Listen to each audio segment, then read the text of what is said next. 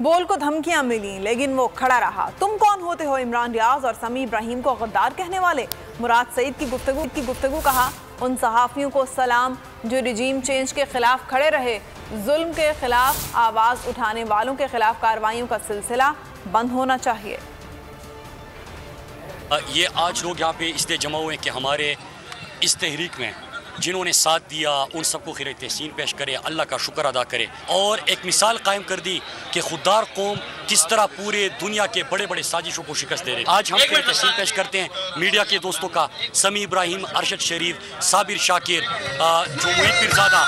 ایاز امیر، میں بول کو اور ایئر وائی کو، یہ دو چینل جس طرح کھڑے رہے، مجھے یہ بھی پتا ہے کہ بول کو بھی بڑی دھمکیاں ملی، ان کو تھریٹس ملے، ایئر وائی کو تھریٹس ملے، ایک جس طرح انہوں نے وکٹیمائزیشن کی، جس طرح انہوں نے بول کے خلاف ان کو دھمکایا، ان کے صحافیوں کو دھمکایا، ان کے مالک کو دھمکایا، ہر ممکن حربہ استعمال کیا، ایئر وائی کے خلاف کیا، لیکن انہوں نے امریکی غلامی سے انکار کیا، امپورٹڈ حکومت سے انکار کیا، رجیم چینج آپریشن سے انکار کیا۔